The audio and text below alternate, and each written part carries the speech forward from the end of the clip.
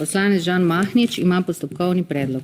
Predsednica, sej bo samo bolj tehnične narave in sicer glede na to, da vidim, da je tukaj tudi predsednik Vrhovnega sodišča, gospod Miodrag Đorđević, da nam ne bo neprijetno, tukaj bi samo vprašal, če so ga varnostne službe temeljito pregledale, da ni svojega revolverja prinesel v parlament, ker vemo, da se rad z njim slika. Izrekam prvi opomin poslancu Žanu Mahniču, prosim zapišite. Opozarjam vas že sedaj, da bom danes še posebej pazila, da bodo poslovniške določbe spoštovane. Prvi opomin, drugi opomin, sledi odvzem besede. Če ogled politike ali pa politikov nizek, pač vsake 4 leta so volitve. Sodniki in sodnice imate pa trajen mandat. In je nizek ogled bistveno večji problem. Ker ste praktično nezamenljivi, ker sami sebe imenujete, ker v sodnem svetu ima sodstvo večino. Še to. Zdaj zadnje 2 dni odmeva neka sodba vodilnih v neki banki. To je Probanka. To je banka, ki se je rekli tajkunska banka, kjer je bilo oškodovanje za blizu pol milijarde. Samo malo prosim, kolega Janša, zdaj ste že... Današnja tema je problematika napadov na sodstvo, torej ne problematika sodstva in to, ki jo na različnih sejah obravnavamo. Ne? Gre za nezakonite, grobe spodbujanja sovraštva zoper sodnike, posameznike, zoper tožilstvo in tako naprej. Gre za spodbujanje ulice, ne? Klicanje k uporu in tako naprej. Sprej, gre za problematiko takšnega načina obnašanja. Postopkovno. Ja? Sedaj imate postopkovno, kolega Černač? Da ne posegate v razpravo, dokler govornik govori. Drugače bi vam pa prebral, kaj je točka dnevnega reda. Niste prebrali drugega dela. Drugi del točke pravi, glede odgovornosti politike do spoštovanja sodne veje oblasti in varovanje ugleda pravne države. In o čemer je govoril gospod Janša, je točno to, o čemer ne bi govorili pri tej točki danes. Tako da vas prosim, da ga več ne prekinjate. No, seveda sejo vodim jaz in bom prekinila takrat, kadar menim jaz, da je kršena. Očitno ne razumete, ravno o tem govorim, o varovanju ugleda pravne države. Moram reči, da se z gospodom Janezom Janšo strinjam v eni zadevi, namreč rekel je nekaj zelo pametnega. Pa poslušajte kaj. Citiral je: povejte mi, koga ne smem kritizirati in vam pokažem diktatorja. Spoštovani Janez Janša, povejte mi, koga ne smem kritizirati in vam pokažem diktatorja. Zdaj si pa pred sebe postavite ogledalo, ker ste govorili o samemu sebi. Nečesa takšnega pa še nisem slišal. Gospa je rekla, da se mene ne sme kritizirati. Ta knjiga je šla leta 2014. Notri je tudi analiza enega inštituta, bom zdaj prebral 2 stavka. Raziskava, ne? Samo malo Samo še to ni replika. Seveda je replika na to, kar je ona govorila. Valjda je replika. Ne, v čem ste bili narobe razumljeni? Da se mene ne sme kritizirati. Ja, pa vi zdaj berete tu vaše čtivo. Ne, to ni moje čtivo. To je raziskava, ki je pokazala, da je bilo zoper mene napisanih ne bom vam dovolila, ker to pa res v 2 medijih do leta 83 40 000. Ok, sedaj izrekam prvi opomin. Kolegi Janši, prosim, če zapišeš. To ni replika, tako da prosim, nadaljujemo. Nenavadno pa je, to pa je nenavadno, kot je bilo že prej obrazloženo in imate tudi na naših spletnih straneh, tudi če pogledate druge komercialne medije, točna časovnica dana, kako se je preko tako imenovane neodvisne veje oblasti onemogočalo stranki Slovenske demokratske stranke, da bi prevzela legitimno oblast. To se je zgodilo leta 2008, 2011, 2014. Gospod Hoivik, samo malo takšnih insinuacij, pa a ste smešni, lepo vas prosim. Se pravi, ljudstvo ne sme biti vpleteno v sojenje, ki se dogaja, izvaja v imenu ljudstva. Dajte mi razložiti to, potem kako naj jaz interpretiram našo sodno vejo oblasti. Hoivik, dajte se prosim držati teme Mi govorimo tukaj o grobih napadih na sodstvo in tožilstvo. Nehajte filozofirati. O čem vi govorite, lepo vas prosim. Dajte se držite teme. Eno pomin že imate. Predsednica Državnega zbora, ko je prebrala v medijih, da naj bi en ustavni sodnik kršil zakon o ustavnem sodišču, tega ustavnega sodnika pozvala direktno z oblasti, torej iz zakonodajne veje oblasti, k odstopu. Potem je ta ustavni sodnik dokazal, da ni kršil zakona, na podlagi katerega bi moral odstopiti, in potem naknadno je predsednica Državnega zbora vložila zakon, ki bi zdaj mu dajal pravno podlago, da bi potem pa lahko hipotetično odstopil. In potem se je še spoštovana predsednica, ne bom rekel zlagala, ampak je zavajala, ko je dejala, da je predlog prišel strani predsednika Ustavnega sodišča gospoda dr. Acceta, mi smo pa danes dobili strani istega predsednika Ustavnega sodišča, da je Ustavno sodišče temu zakonu po domači nasprotuje oziroma je do njega zadržano, ker Zdaj pa samo malo odpira več vsebin. Govorite o temi, ki nima nobene veze. Prosim, da zapišeš drugi opomin kolegu Hoiviku, ker razpravlja o temi, ki nima veze. Ampak tukaj se očitno razume to naslavljanje kot trli bodo jajca sodnikom. Tako ljudje to razumejo. In to je potem shodu očitno. In to je tisto, kar je toliko bolj zastrašujoče.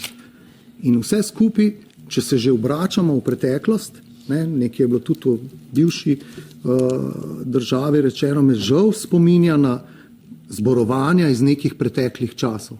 Izjave nekoga, visokega političnega predstavnika v stilu mafija ni ustrezna beseda za slovensko krivosodje, ker mafija spoštuje neki pravil in če se slovenskemu krivosodju rečete mafija, žalite mafija in ni minil niti teden po teh malo laskavih besedah o mafiji, ko se je v Ljubljani zgodila likvidacija in je danes boleče jasno, kaj v resnici lahko te besede potegnejo za sabo. In izjave. Govorite z pozicije vladnega poslanca, nekoga, ki ima v rokah moč in obračate dejstvo. Kar se tiče nespodobne govorice v tistem času, pa tistih, ki danes to pripisujejo drugim.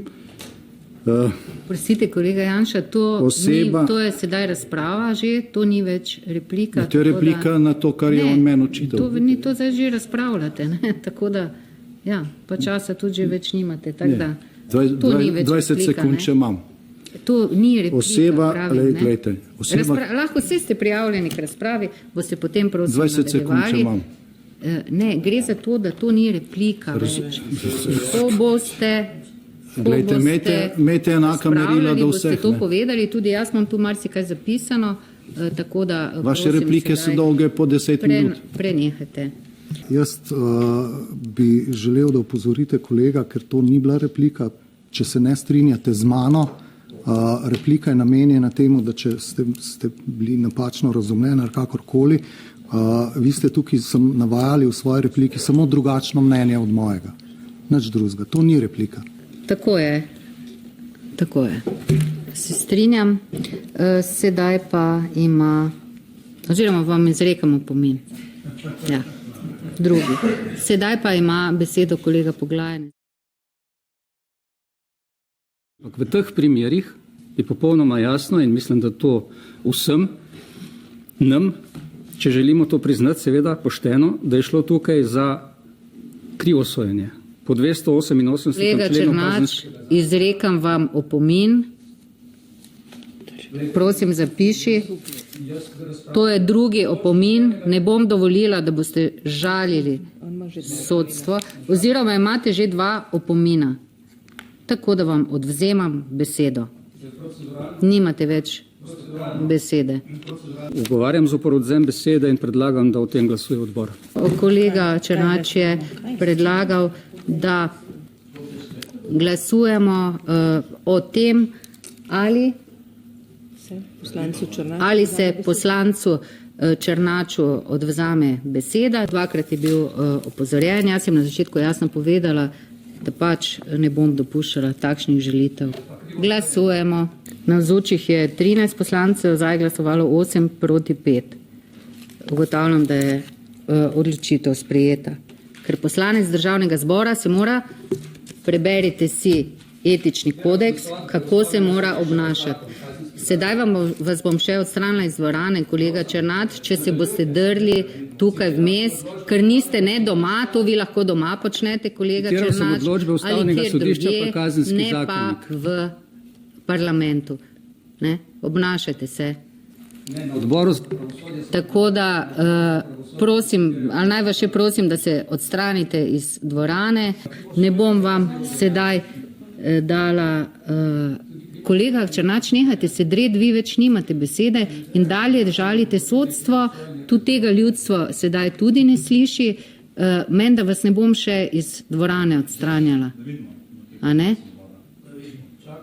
Ja, čakate. Ja, bi se za eno žensko mogoče, ne vem, čaka, kolega Černač pravi, tukaj grozeče, on čaka, bi se mogoče, ne vem, fizično še mogoče s kom, mogoče z mano spopadli ali kako. Kolega, Se mi zdi pa malo neprimerno, no, da se zdaj kar sredi seje tukaj slikamo. Bi pa se sama še, predsednica, jaz bi samo zaključila ta postopek. kolega Černač, utihnite, ne derite se med sejo, seveda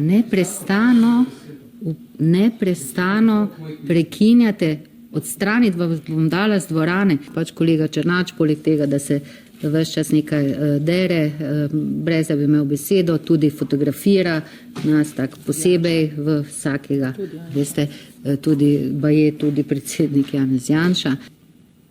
Poznamo primer Kangler, poznamo primer Patria. Pri Kanglerju je bilo, ne vem, 24 tožilskih procesov, sodnih postopkov in so bili vsi na koncu razveljavljeni. Niti eden od tožilcev in sodnikov ni bil sprocesiran za čisto nobeno stvar. Sodnik je celo tam zapisal v eni izmed sodb, da je treba Kangler obsoditi na 7 mesecev, da ne bo kandidiral. Ejte, to so sodbe, saj govorimo o sodbah. Dajte lepo vas prosim, kolega Tanko, pa dajte se vzdržati. Kolega, to so bili posnetki Kanglerjevih izjav, a jih niste brali na netu in zaradi neke postopkovne, to so težave našega pravosodja, kolega Tanko, zaradi nekega postopkovnega so vse ti posnete izjave Kanglerja bile izvzete in zaradi tega je zadeva padla. Zaradi nekega postopka, nekaj bi bilo ugotovljeno, čeprav smo imeli posnetke njegovih izjav, pa nehajte vendar, lepo vas prosim. No. Okay. Ne? In to so težave, vidite, da zaradi enega majhnega postopkovne napakice v sojenju so pa kar vsi posnetki nekih kaznivih dejanj, podobno kar izpuhtijo, pa ni važno, če so materialni dokazi, ker to bomo zdaj vse odločili, ker je bila ena majhna napakica v postopku in zdaj ne bo tale nič kriv, pa če bo 1000krat posnet s kamero, zvočno vse. To so težave našega sodstva, kolega Tanko. In te se naslavljajo tako, da se predlagajo spremembe zakonodaje in tako naprej, ne pa z pozivi pred. Jaz bi lahko potem tudi, ker se seveda smo prebrali pravnomočno obsodbo zadevi Patria. Jaz se pač ne strinjam s tem, a naj se grem zdaj direkt tukaj, pa da je tukaj krivosodje. Janez Janša ni bil obdolžen, zato obsojen, zato ker jaz menim, da bi moral biti, a naj to počnem. Ali je to način za reševanje politikov? Ne morem tako delati, naj način, da živimo v državi, kjer vlada krivosodje, ne morem se tako obnašati. Ne vem, zakaj mi zdaj to predavate, ne, o sodstvu, kaj je bilo. Ne. Boste pač imeli razpravo. Vi mene zdaj prekinjate, čist brez potrebe. Prostite, prekinja vam, lahko vam pa izrečem opomin še. Sej jaz nič ne razburjam, če ste kaj naredili. Sej nismo mi krivi, če so ti postopki padli. Tudi niso tisti krivi, ki so se pritožili. Krivi so pač sodniki.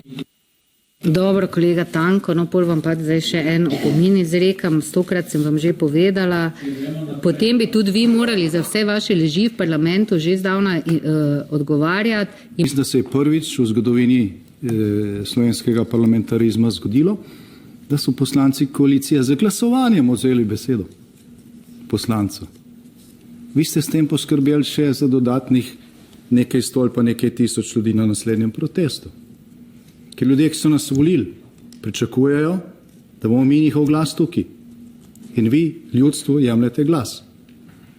Jaz mislim, da se ne Kolega Janša, to ljudstvo v vašem imenu stavka za vaša kazniva dejanja, ki ga zlorabljate za to.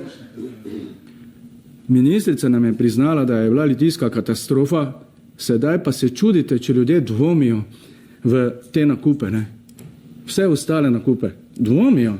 Imeli smo par primerov katastrofalnih. Prostite, kolega Lenart, o čem govorite, kje ste vi? Ja, govorimo na katerem o tem, da imate veliko. A ste si prebrali vi, kaj je tema današnja Svoboda nima s tem popolnoma nič.